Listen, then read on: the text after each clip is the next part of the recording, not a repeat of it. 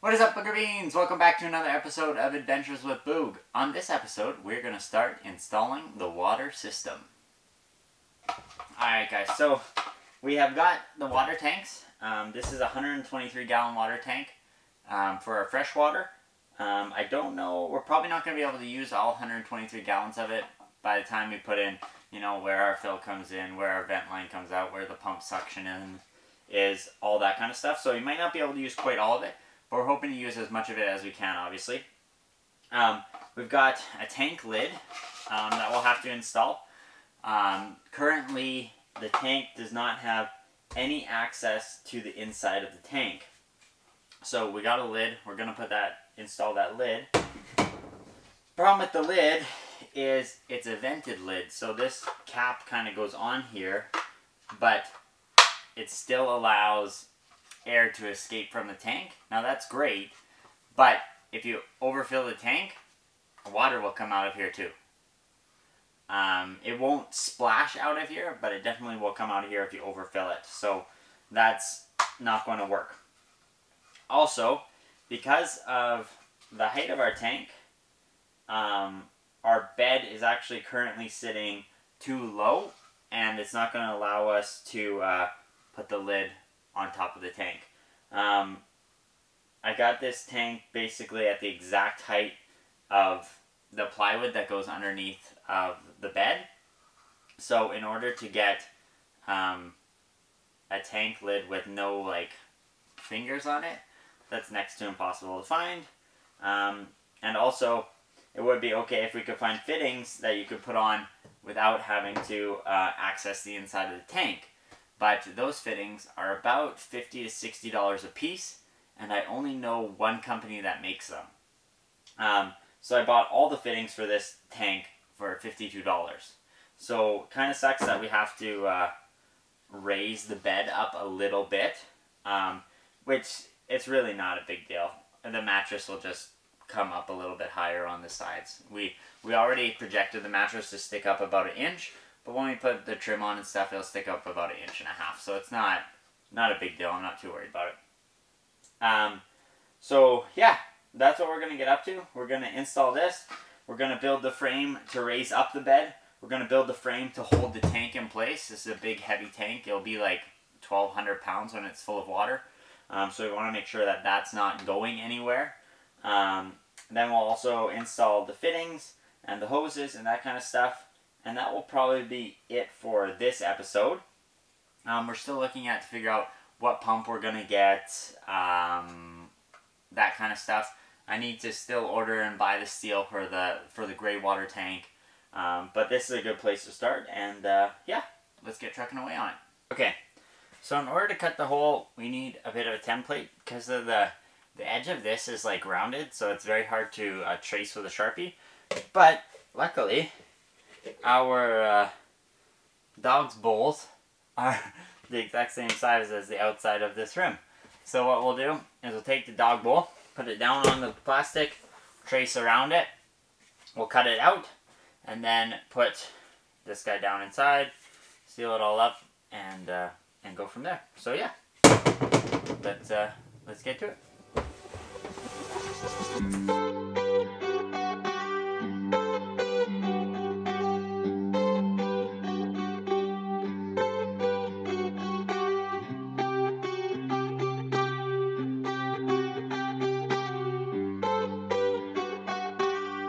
Alright guys, so all the fittings are in the tank. We've got the fill fitting, the vent fitting, and on the bottom over here we've got the pump fitting.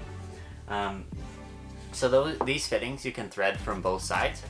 So because of the pump fitting you can't put directly on the ground of the tank. There's a little bit of space no matter what because of the size of the fitting.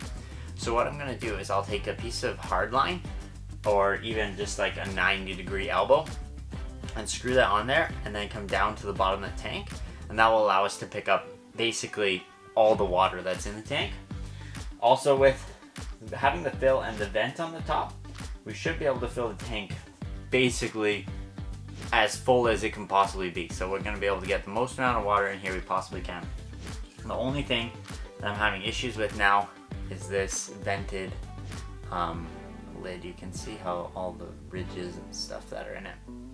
So now, this vented lid is to prevent water from splashing, but it doesn't prevent overfilling. So if you went and you just, like I said, if you kept filling the tank up, eventually water would start coming out of here inside the bus, which is not a good thing to have. So we need to figure out a way to effectively seal this or find another lid that is sealed. So I'm gonna do some searching on Amazon right now to see if I can find one that's sealed. If not, we're gonna try and silicone and fill all of these spaces basically with a ton of silicone, and then when I put it in there, I'll run a bead of silicone all the way around the outside, or not silicone, sorry, it's polyurethane, white polyurethane. I'll run a bead all the way around the outside when you put it in there, then leave it for like a couple days, and that should seal it in there and never come out and never have any issues. So yeah, I'm gonna do some searching and then we'll see what we come up with. Okay guys, so I figured out how I'm gonna seal that vent cap. So I've got that just sitting over there cured. If you have the opportunity to buy a non-vented lid, I would go that route. The only thing is, a non-vented lid is $80 and a vented lid is $20. I don't know why, but that's the way they are. So we're sticking with the vented lid. We're gonna seal it up and we're not gonna have any issues. So now what I'm doing is I'm sealing the tank cover into the tank. This lid does not come with a rubber gasket around the outside, so we need to make a rubber gasket. So I'm using, again, a polyurethane. I'm gonna run it around all the screws, around the whole tank lid. Then I'll put it on and I'll just lightly tighten the screws. Do not tighten the screws all the way. You wanna lightly tighten the screws and let it sit there for about, I think it says about a half hour, just so that the silicone hardens up, or not silicone, sorry, the rubber hardens up a little bit, and then you want to come and tighten the screws all the way down. Then you get a nice kind of gasket built in there. So that's what I'm gonna do now, and yeah, hopefully all goes well.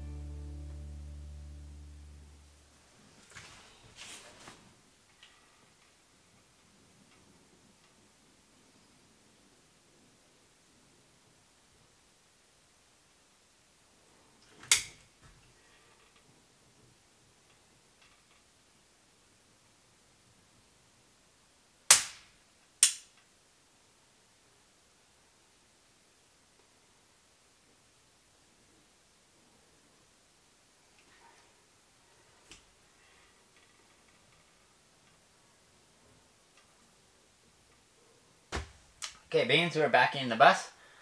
Tank fittings are basically all in. I need to go to the store and get some other pipe fittings to go like 90 degrees and to like fit to the water inlet and that kind of stuff. But that's not going to happen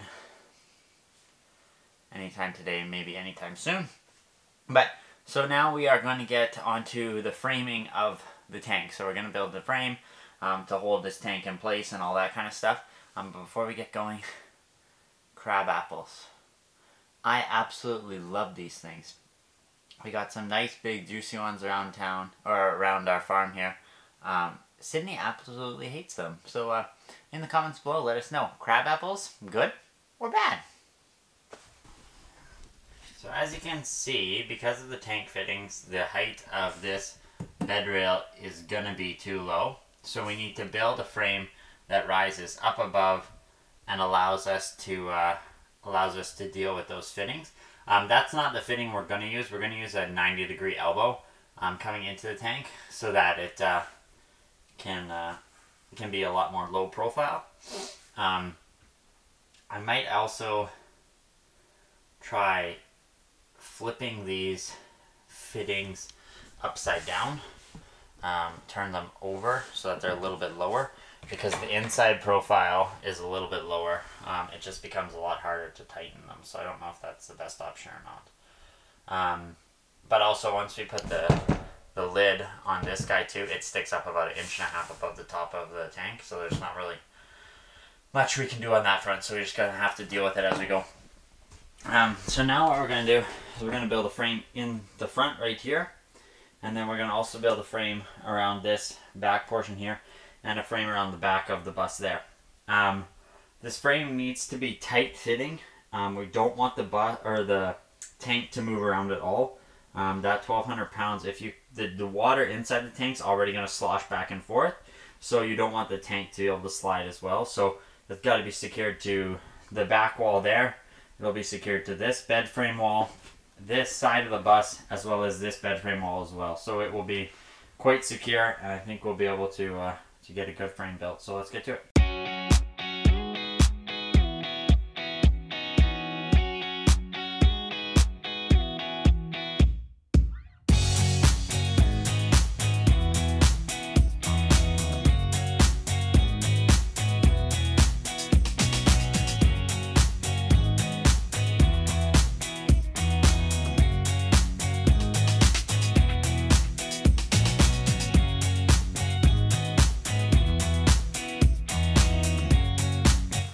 Headed over to Home Depot yesterday, and we picked up all of the tubing fittings, big tubing, ring clamps, all that kind of stuff for the vent and the fill lines on the bus. So that's what we're going to do today. We're going to be installing this stuff, and that's probably going to be basically the end of the episode today. That's all we're really gonna get done. But yeah, we'll go from there. So just a couple things on what we picked up.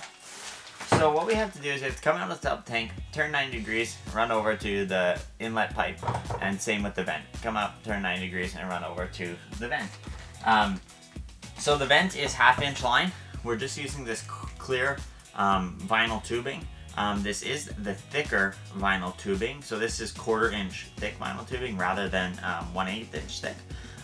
Just to give it a little bit more durability, if we ever have any freezing issues or something like that, this will probably stand up a little bit better.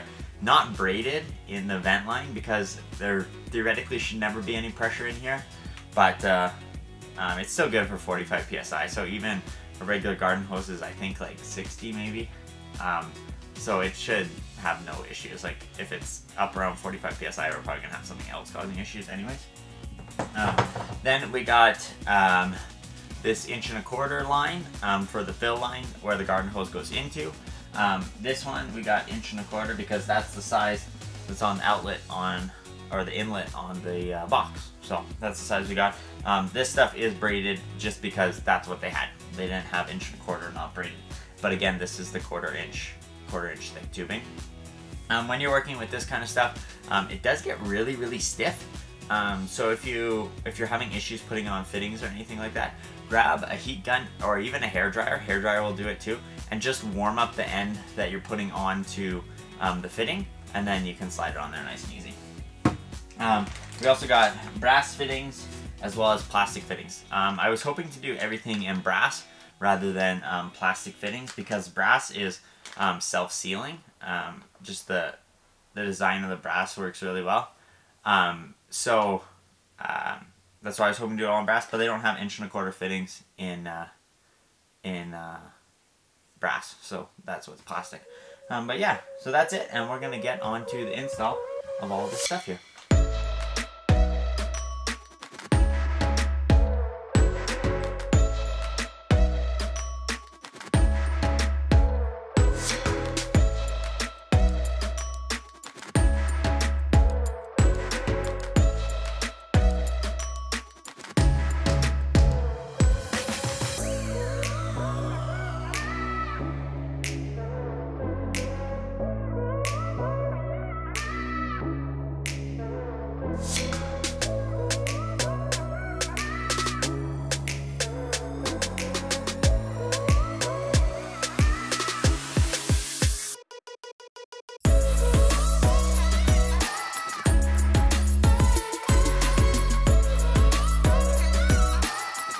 Okay guys, so we got most of the inlet, the vent pipe, and the fill pipe in place. They seem to work okay. A little bit awkward and stuff just because of the way the piping has to be routed, because of the size of the fittings I can fit and whatever else, but we gotta figure it out. I am gonna take the vent line off of there and shorten it up a little bit, because right now it's kind of like doing a whoop-de-doop, which we don't really need. So I'll take that, shorten that up. Then we'll end up framing across the bed here. So it'll protect all that plumbing, and we'll put in some all-round around the pipes and stuff to keep them in place, to stop them from vibrating and moving. And the fill fitting is kind of coming loose, but I need to figure out how to tighten it from the inside, which is really, really difficult to do. So I gotta figure out how to do that. But yeah, that's where it's at. That's gonna be the end of this episode, mostly because I don't have any more plumbing fittings, and we are headed on a road trip across Canada for some family activities and some family stuff over in Ontario. So we're headed out there for that, and there won't be a video next week because of that trip, obviously.